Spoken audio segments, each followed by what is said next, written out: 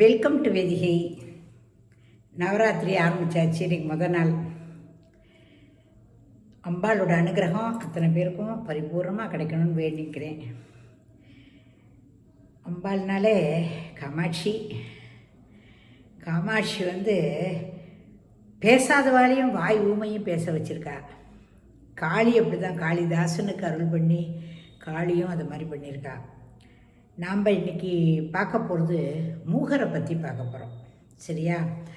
காஞ்சி காமக்கோடியோட இதில் ஜெகத்குரு பரம்பரையில் ஸ்ரீமுக சங்கரேந்திர சரஸ்வதி அவர்கள் தான் அந்த மூக பஞ்சசதி அப்படிங்கிறத இயற்றிய முகக்கவி. அவர் ஸ்ரீமுகக்கவி.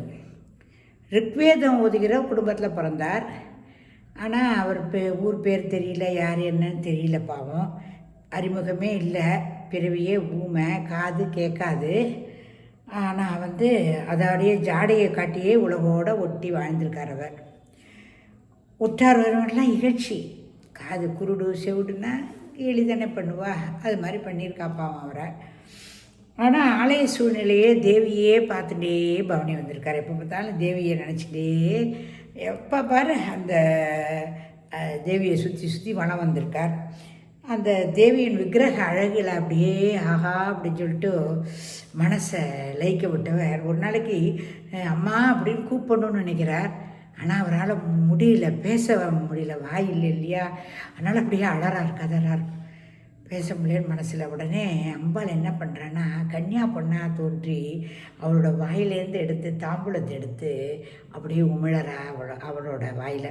அதுக்கப்புறம் பார்த்தா அவர் பெரிய கவிஞராகிறார், ஜெகத்குருவாயிட்டார். எவ்வளவு அற்புதங்கள் நடந்திருக்கு பாருங்க அவருடைய வாழ்க்கையில். அம்பாள் அனுகிரகங்கிறது சாதாரணம் இல்லை. அதனால தான் இந்த நவராத்திரியில் இதை ஆரம்பித்து உங்கள்கிட்ட சொல்லணுங்கிறதுக்கு எனக்கு ஒரு விருப்பம். அதனால தான் இதை நான் சொல்கிறேன். அப்புறம் இவர் என்ன பண்ணுறார், தாம்பூலத்தை இது பண்ணார். அதுக்கப்புறம் ஜெகத்குரு ஆயிடுறார். காமக்கோடி பீடத்தின் 20வது ஆச்சாரியராக 39 ஆண்டு காலம் இவர் அந்த காமக்கோடியில் வாழ்ந்திருக்கார். சரியா? அந்த ஆச்சாரியாராகவே இருந்திருக்கார். காஞ்சியில் முக்கிய லீலை என்னென்னா, சிவனுடன் தனது காதலும் அன்பும் ஊடலும் கலந்த வினோத விளையாட்டுகள் தான் அங்கே காமாட்சிக்கு. அப்பன்னா மன்மதனின் சத்ரு என்றும் திரிபுரம் எரித்தவர் என்றும் சிவபெருமானை அடிக்கடி நினைவூட்டி அவர் வசமிழந்து தேவியுடன் பணிந்து நிற்கும் கோலத்தை காமாட்சி மூகருக்கு காட்டியிருப்பாள் போலும். தான் சிவனிடம் அடங்கி கற்புக்கரசியாக பணிந்து வாழ்வதையும் காட்டியிருப்பாள். அதனால் இந்த 500 ஸ்லோகம் இருக்குது.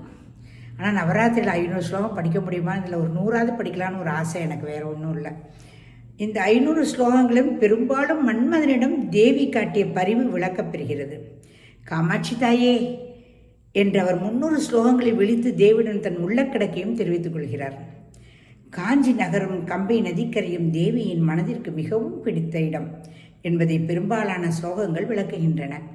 காமக்கோடி, காமபீடம் என்ற பீடச் சிறப்பும் பல இடங்களில் காண்கின்றன. தனக்கு குருவாக, குல தெய்வமாக அவர் காமாட்சியை காண்கிறார். தேவியால் பாதுகாக்கப்பெற தனக்கு உரிமை உண்டு என்றார். அவளிடமே தன் லயமடைவதை உணர்கிறார். தனது ஏக்கத்தையும் எதிர்பார்ப்பையும் பல ஸ்லோகங்களால் தேவியிடம் தெரிவிக்கிறார். இந்த சதகங்களை பக்தியுடன் தெய்வ நிலை உணர்வுடன் படிக்கும் பொழுது நாமும் மூகரின் நிலையிலிருந்து சொல்வதாக நாமளே மூகராக நினச்சிண்டு மூகர் நமக்கு பிரதிநிதியாக தேவியிடம் விண்ணப்பிப்பவராக, தேவியை நேரில் கண்டு கழிப்பவராக இருப்பதை உணர முடிகிறது. சரி, ஸ்லோகத்துக்கு போவோமா? முதல் ஸ்லோகத்துலேருந்து இது ஆர்யா சதகம். சரியா? காரணபரசித்ரூபா காஞ்சிபுரசீம்னி காமபீடகதா காசன விகரதி கருணா காஷ்மீரஸ்தபக கோமலாங்கலதாம் கஞ்சன காஞ்சி நிலையம் கரத்ருத கோதண்டபாண ஸ்ரீனிவாசம் கடினஸ்தனபர நம்ரம் கைவல்யானந்தகந்தம் அவலம்பே.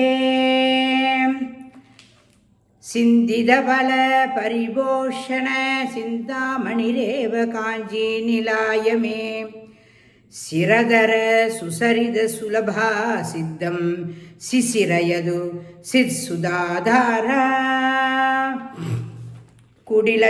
குடிலகஜம் கடினகுசம் குந்தஸ்மித காந்தி குங்குமச்சாயம் குருதே விகிருதிம் காஞ்சியாம் குலபர்வத சார்வ பௌம சர்வஸ்வம் பஞ்சசர சாஸ்திர போதன பரமாச்சாரியேன திருஷ்டிபாதனே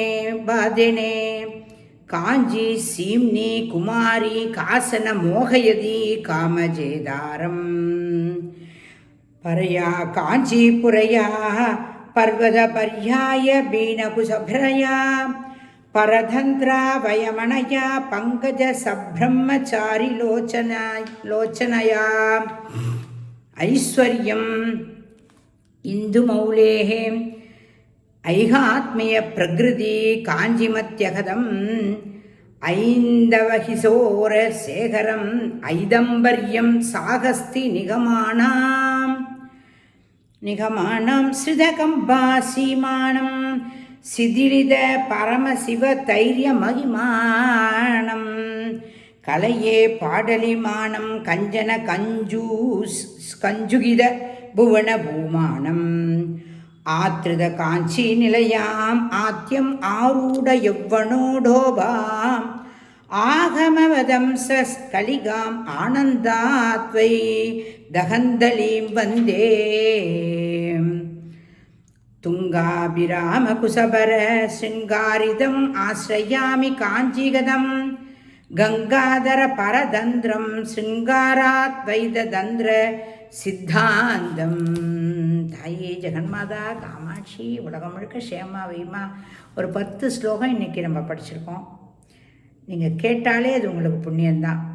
அதனால தான் மெயினாக அதை போட்டதே நான். யாராவது ஒரு 10 பேர் அதை கேட்க மாட்டாளா, நிச்சயமாக கேட்பாங்கிறதுனால தான் இதை போட்டிருக்கேன். இது இன்னொரு இப்போ 10 முடிஞ்சிருக்கு. அடுத்த 10 அடுத்த நாளைக்கு. நன்றி, வணக்கம்.